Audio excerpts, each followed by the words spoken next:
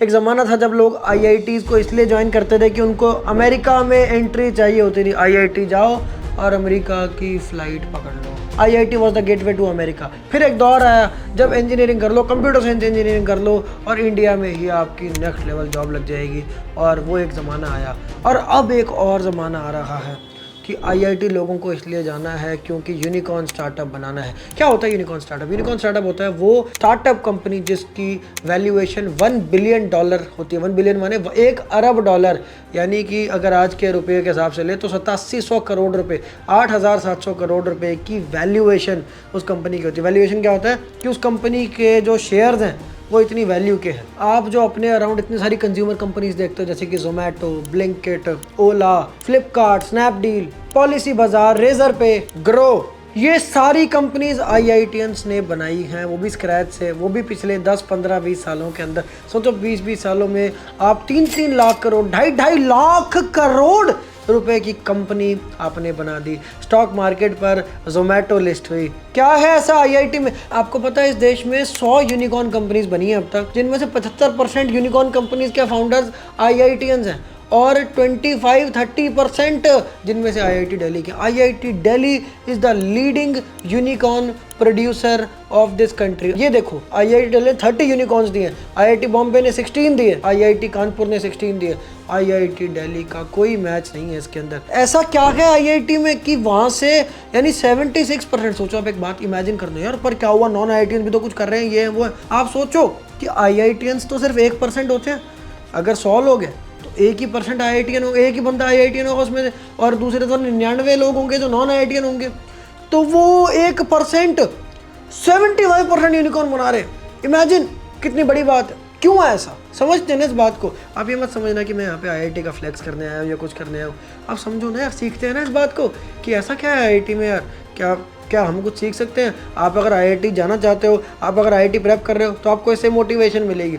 अगर आप किसी वजह से आईआईटी नहीं जा सकते या आपका सोचते हैं आप जेई प्रेप ही ना कर रहे हो, सोचते आप कॉमर्स क्यों, आप कहीं और क्यों, तो आपके लिए यहाँ पे क्या वैल्यू हो सकती है कि चलो देखते हैं आईआईटीएंस को ऐसा क्या क्या मिलता है, और वो चीज़ें क्या पता फैक्टर्स हम अपने लिए भी क्रिएट कर लें, क्योंकि सक्सेस तो हो रहा है, ये बात तो निश्चित है। मैं खुद एक आईआईटी दिल्ली एलुमनस हूँ और मैं 7 साल से आईआईटी दिल्ली स्टार्टअप इकोसिस्टम में हूँ। मैंने अपने करियर में 4 बार फंड रेज किया है जिसकी वैल्यू मल्टीपल मिलियंस में। मैंने edtech, fintech, horeca industry, consumer tech, retail, supply chain, इन सब फील्ड्स में काम किया हुआ है, और ये काम मैंने अपने सीनियर्स के साथ किया हुआ है जो कि आईआईटी दिल्ली फाउंडर्स हैं।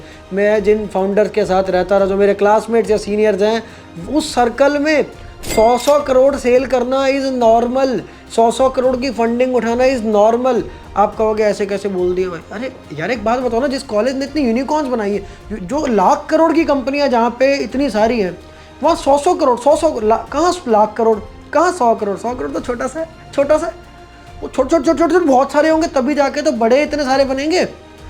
छोटे छोटे तो उनसे 100 गुना होंगे। तो मेरे सर्कल में 100 करोड़ रेवेन्यू करना, 100 करोड़ फंडिंग रेज करना नॉर्मल है। तो मैं आज आपको बताऊंगा ऐसा नॉर्मल क्यों है, क्यों आईआईटी दिल्ली एक माफिया है स्टार्टअप के वर्ल्ड में। नंबर 1 सबसे पहली बात है आईआईटी का कल्चर।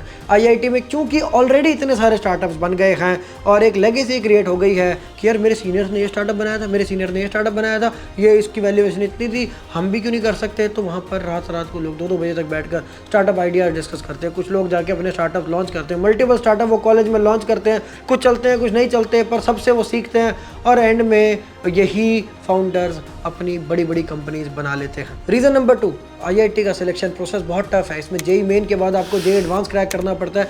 जेई एडवांस एक बहुत टफ एग्जाम है जिसको क्रैक करने के लिए आपका माइंड बहुत शार्प होना चाहिए, बहुत शार्प, और ये उसके बाद से सिलेक्टेड लोगों को ही लेता है। तो वही सिलेक्टेड लोग तो आईआईटी में जा रहे हैं, सबसे पहली बात। सेकंड कि जेई आपके अंदर एक प्रॉब्लम सॉल्विंग एबिलिटी, एक लॉजिकल थिंकिंग भर देता है। मैं क्योंकि आईआईटी जेई की प्रेप की है मैंने, तो मैं बहुत भरपूर डेटा, बहुत सारे ग्राफ्स, बहुत सारी इन्फॉर्मेशन, बहुत सारी लर्निंग्स को ऐसे कंज्यूम कर जाता हूँ जैसे नॉर्मल है, क्योंकि मेरे लिए उतनी ज़्यादा स्टडी और उतना ज़्यादा मेहनत करना या उतना ज़्यादा एब्जॉर्प्शन करना नॉर्मल है, क्योंकि मैंने जेई प्रेप की हुई है। तो पहली बात तो ये है कि आईआईटी लेता ही सिर्फ फिल्टर्ड क्राउड का, वो भी एक बहुत ही एक्सट्रीम फिल्ट्रेशन प्रोसेस के थ्रू, और उनको भी बहुत ज़्यादा प्रॉब्लम सॉल्विंग सीखनी पड़ती है। Reason number 3, IIT Delhi network.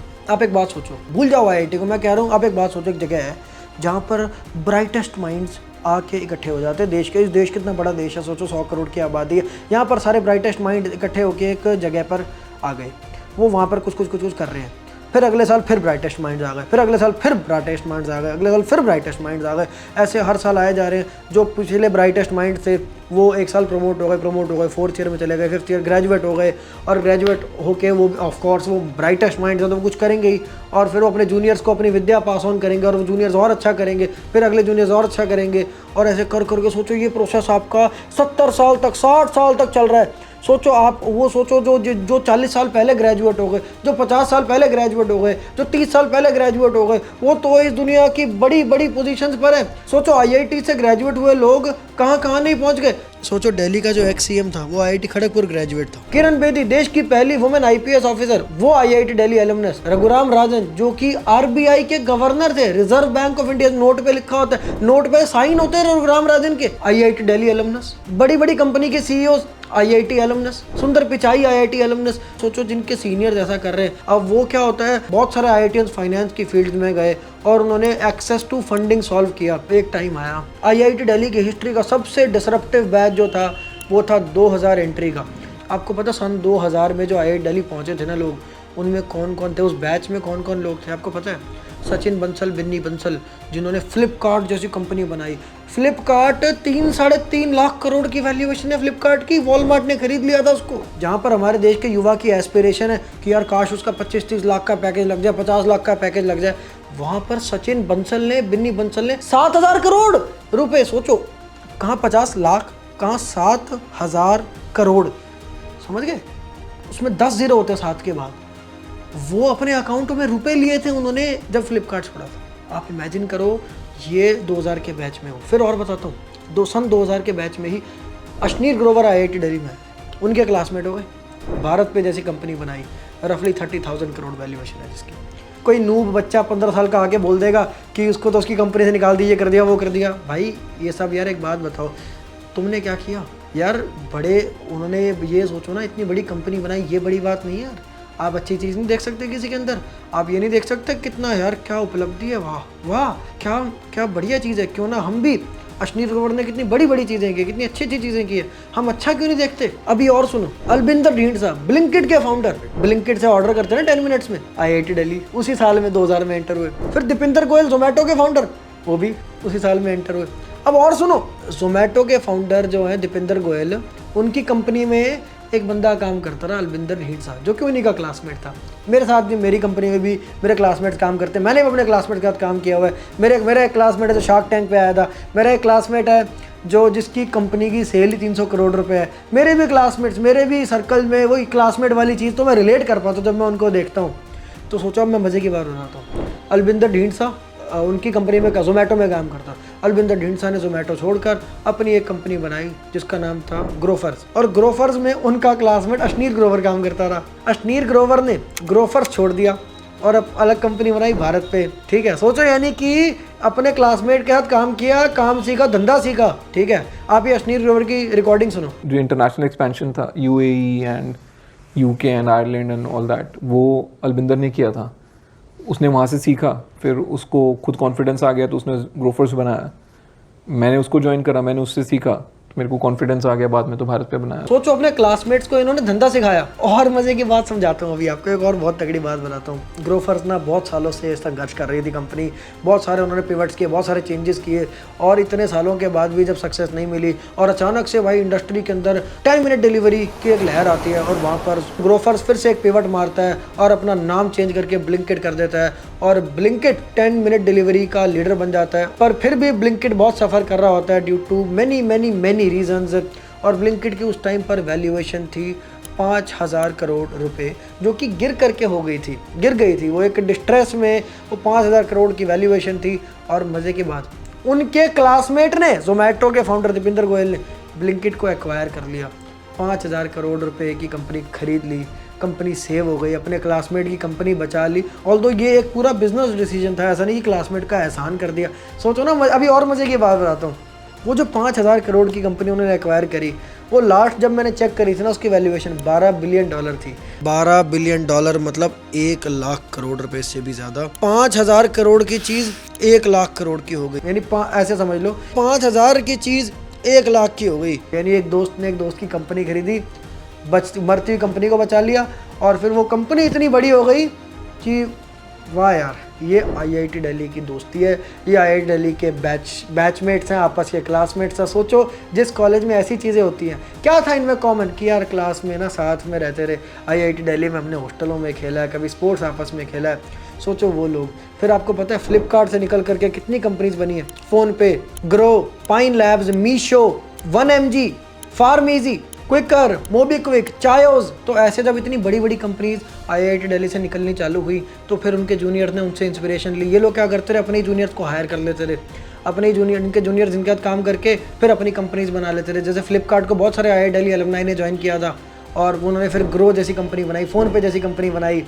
सुना होगा ना आपने इनका नाम, जंबो टेल एक कंपनी है। ऐसी बहुत सारी कंपनीज फ्लिपकार्ट के एलुमनाई ने बनाई, जो कि IIT दिल्ली के भी एलुमनाई थे। तो ऐसे एक चेन रिएक्शन क्रिएट हो गया। फिर क्या हुआ, जब ये बार बार होता रहा, तो सबको ये दिख गया कि IIT दिल्ली के बंदे तो यार स्टार्टअप बनाते हैं और वो यूनिकॉर्न बन जाता है।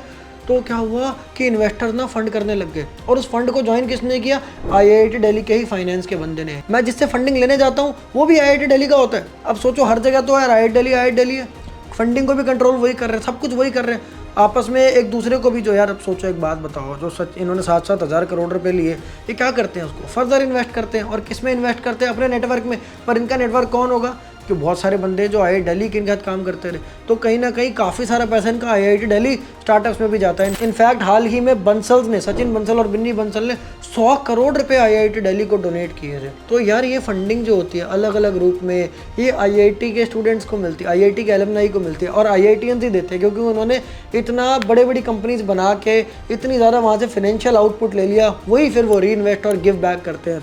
और वहाँ से आपको इन्हीं, जैसे सोचो ना अश्नील ग्रोवर आके जो शार्क टैंक पे फंडिंग देता है, वैसी फंडिंग तो IITians रोज़ उठाते रहे। ये तो टीवी पे अभी आई है ऐसी चीज़ें, पर IITs में ये चीज़ें बहुत सालों से हो रही हैं, और इससे बड़े लेवल पे हो रही है। तो जब आप IIT जाते हो तो आपके जूनियर्स आपके साथ काम कर लेते हैं, आपके सीनियर्स आपको गाइड कर देते हैं, आपको फंडिंग दे देते हैं। इन्हीं में से आपके क्लासमेट्स या इन्हीं में से कोई आपके को फाउंडर बन जाते हैं। यानी सब कुछ तो आपको वहीं मिल गया, ढूंढना ही नहीं पड़ता। ढूंढना आसान हो गया, ढूंढना पड़ता है, पर हर चीज़ आसान हो गई, फ्रिक्शनलेस हो गई। फंडिंग आसानी से मिल गई, को फाउंडर आसानी से मिल गए, टीम आसानी से मिल गई। यही तो चाहिए होता है स्टार्टअप करने के लिए। फिर स्टार्टअप माइंडसेट, स्टार्टअप कल्चर, वो सब जैसे आपने देखा कि अलविंदर ने दीपिंदर से सीखा, अश्नीर ने अलविंदर से सीखा, तो ऐसे ही मैंने भी अपने बहुत सारे सीनियर्स से स्टार्टअप करना सीखा। चौथा रीज़न, रिस्क टेकिंग। जब आप IIT जाते हो, खासकर IIT दिल्ली, IIT बॉम्बे जैसे बड़े कॉलेजेस में, वहाँ पर आपको पता होता है कि यार IIT है ना, तो जॉब तो लगी जाएगी। तो जब जॉब लगी जाएगी तो छोड़ो जॉब को, हम यार एक काम करते हैं, स्टार्टअप वार्टअप कर लेते हैं, नहीं चला ना तो जॉब कर लूँगा जाके। मतलब सोचो कि फ्रीडम कितनी मिल गई। ये बात मेरी ना बहुत लोगों को लगेगा झूठ बोल रहे हैं, ऐसा हो ही नहीं सकता, लेकिन मैं सच बोल रहा हूँ। ऐसा होता है कि मैं अपना फ़ोन घुमा के, ठीक है, मतलब मैं तो ऑफकोर्स मेरा अपना स्टार्टअप एंड ऑल, पर कभी भी अगर मान लो मुझे कभी भी कहीं जॉब करनी हो, एक फ़ोन घुमाना है, एक नहीं 8-10 फ़ोन घुमाऊंगा जिसमें मेरे सीनियर्स होंगे। सोचो ना, जिनकी 100-100 करोड़ की सेल है, जिनकी 10-10 हज़ार करोड़ की वैल्यूएशन है, ऐसी कंपनीज है। मैं उनको, और मेरे अगर वो मेरे बारे में जानते हैं, मेरी स्किल्स के बारे में जानते हैं, मैंने उनके साथ काम किया हुआ है, तो मैं उनको एक फ़ोन घुमाऊंगा, वो कहेंगे आ जाओ। आप जब IIT में होते हो तो आपकी जॉब फ़ोन पे लग जाती, अगर आप केपेबल हो, आपका नेटवर्क है। IIT दिल्ली आपको नेटवर्क नहीं देता, आपको अपॉर्चुनिटी नेटवर्क देता है कि आप उन लोगों से कनेक्ट करके नेटवर्क बना सकते हो बेसिस योर वैल्यू। तो IIT से अगर आप हो तो आप रिस्क बहुत ज़्यादा ले सकते हो। एक बात और मैं नेटवर्क के बारे में बताना चाह रहा था, कई बार जब आप बिजनेस कर रहे होते हो ना, तो आपको बहुत जगह गाइडेंस की ज़रूरत पड़ती है कि ये कैसे करूँ यार, ये वाली प्रॉब्लम हो गई, ये कैसे करें यार, मुझे ना ये वाला प्रोडक्ट चाहिए, मुझे ना अपने बिजनेस को चलाने के लिए ना ये टूल चाहिए, ये टूल चाहिए। अब वो टूल जिस पे जाओगे वो भी IIT दिल्ली का अलमनस होगा, ठीक है। मैं कुछ दिन पहले ना, मुझे एक अपने इंस्टाग्राम पे कोई चीज़ ट्राई करनी थी, तो वहाँ पे मेरे दोस्त ने कहा कि विशलिंक नाम की एक कंपनी है, वो इंडिया में ये करती है। मैंने कहा विशलिंक तो मेरे सीनियर की है। तो फिर मैं क्या करता हूँ पता है, उन सीनियर को कॉल करता हूँ, वहाँ से डिस्काउंट्स ले लेता हूँ, वो मेरी सपोर्ट कर देते हैं कि ये तो यार अपना बच्चा है। हमारे IIT दिल्ली में क्या होता है, सीनियर जो है ना, जूनियर को फच्चा बोलते हैं। तो मैं उनसे जिनसे मिला हुआ हूँ वो तो फच्चा बोल ही देते हैं, पर जनरली भी देखते हैं कि अरे IIT दिल्ली का, 2-4 बातें करते हैं, हॉस्टल की यादें कोई होती है, कोई प्रोफेसर होता है कॉमन, कोई कॉमन फ्रेंड निकल जाता है, और 1 मिनट में नेटवर्क बन जाता है। तो कितना फ्रिक्शनलेस हो गया, यानी किसी भी अननोन इंसान से आप हेल्प ले सकते हो। Reason number 5, IIT Delhi startup culture को ना प्रमोट करता है। पता है आपको, पहले हमारे ना एक सेमेस्टर में 3 एग्जाम्स होते थे, पर IIT दिल्ली ने ना उसको भी 3 बार जो एग्ज़ाम होते थे ना उसको कम करके 2 बार कर दिया, यानी एकेडमिकली रिलैक्स कर दिया। IIT दिल्ली में एक FITT होता है जो कि इनोवेशन को सपोर्ट करता है। मेरा दोस्त था जिसने FITT में अपनी कंपनी इंक्यूबेट करवाई थी और वहाँ से उसको फंडिंग और गाइडेंस मिली थी। इनफैक्ट उसके ऑफिस में ट्विटर का CEO जैक डोर्सी भी आया था और उस कंपनी की वैल्यूएशन मल्टीपल 100 करोड़ में हो गई आज। IIT दिल्ली में अभी हाल ही में बंसल्स आए थे टॉक देने। एलुमनाई यहाँ आके IIT दिल्ली में टॉक देते हैं, जो कि उन बच्चे सुनते हैं, बच्चे सुन के इंस्पायर होते हैं, गाइडेंस लेते हैं, सीखते हैं। ऐसे बहुत सारे टॉक्स IIT दिल्ली में कंडक्ट होते हैं। IIT दिल्ली में एक होता है एंटरप्रेन्योरशिप डेवलपमेंट सेल EDC, जो कि इस तरह के टॉक्स कंडक्ट करवाता है एलुमनाई के साथ और बहुत ही सीनियर एंटरप्रेन्योर और बहुत ही हाइपर सक्सेसफुल एंटरप्रेन्योर्स के साथ में वो एक बड़ा फेस्ट करवाता है जिसका नाम होता है बीकॉन। ये सब चीज़ें स्टार्टअप करना आसान बनाती हैं। Reason number 6, easy access to capital, यानी आसान फंडिंग। जैसा कि मैंने आपको बताया कि फाइनेंस सेक्टर में भी IITians बहुत सारे हैं, तो वहाँ से फंडिंग मिलना आसान हो जाता है। IITian इन्वेस्टर भी बहुत सारे हैं क्योंकि पास्ट में उन्होंने बहुत सक्सेसफुल स्टार्टअप्स बना लिया, वहाँ से फंडिंग मिलना आसान हो जाता है। IIT दिल्ली भी आपको इंक्यूबेट करके फंडिंग दे रहता है कैंपस में, और ऐसे IIT बॉम्बे में भी फंडिंग होती है। इनफैक्ट मैंने अपना स्टार्टअप IIT में नहीं, मैंने अपना स्टार्टअप बिट्स पिलानी में इंक्यूबेट करवाया था। आपको पता है जब भी एप्पल नया प्रोडक्ट निकालता है ना तो लोग ले लेते हैं उसको, वो ये नहीं देखते कि यार और लोग क्या कह रहे हैं, कैसे फीचर दें, क्या है, क्यों? क्योंकि ये एक ब्रांड बन चुका है। तो IIT जो है ना वो फाउंडर्स के नाम में एक ब्रांड बन चुके हैं। तो जब IITian एक फंडिंग लेने जाता है ना किसी भी इन्वेस्टर पे, चाहे वो IITian सामने वाला इन्वेस्टर IITian हो या ना हो, तो भी वो इन्वेस्टर का परसेप्शन यही रहता है कि IIT का बंदा है तो सॉलिड फाउंडर होगा। तो इसको हम कहते हैं ब्रांड वैल्यू, उस वजह से भी फंडिंग आसानी से मिल जाती है। सेकंड एक बात और है कि IIT की अपॉर्चुनिटी कॉस्ट भी एक होती है कि यार एक IITian को ना एक बहुत अच्छा पैकेज मिल रहा होता है, IITian के पास एक अच्छी जॉब होती है, वो उसको पता है उसको जॉब मिल जाएगी, तो वो जॉब छोड़ के आया हुआ है, तो उसके बाद वो रिस्क ले रहा है। तो इन्वेस्टर उस बात की रिस्पेक्ट करते हैं कि यार ये बंदा जो है ना एक लुक्रेटिव जॉब छोड़ के रिस्क ले रहा है, तो कि यार यानी कि ये खुद रिस्क ले रहा है, तो इन्वेस्टर को भी हौसला मिलता है कि मैं भी अपने पैसे का रिस्क इस पर लेता हूँ। इस बात से भी फंडिंग आसानी से मिलती है। फिर चूंकि आप IIT के और आपके सीनियर ने भी फंडिंग उठा रखी है, तो वो आपको गाइड भी कर देते हैं कि फंडिंग कैसे रेज करनी है, डेक कैसे बनाना है, पिच कैसे करना है, कैसे करना है, किसको करना है, किस किस से मिलना है, तो वो सब आपको बता रहते हैं। और फिर आप एक खुद IITian हो तो आपको कॉन्फिडेंस रहता है कि यार मैं तो कर ही लूँगा। ये सारे कारण एक्सप्लेन करते हैं कि क्यों IIT दिल्ली से और ओवरऑल भी सारे IIT से मिला के इतनी सारी यूनिकॉर्न कंपनीज बनी हैं। आप बताओ आपने इससे क्या सीखा? इस वीडियो को हेट से देखने की जगह आप इस पर्सपेक्टिव से देखो। आई एम श्योर आपको बहुत कुछ सीखने को मिला होगा। अगली वीडियो आपको किस चीज़ पर चाहिए ये भी मुझे आप ज़रूर बताना। ऐसी वीडियोज़ के लिए इस चैनल को अभी के अभी सब्सक्राइब कर लो।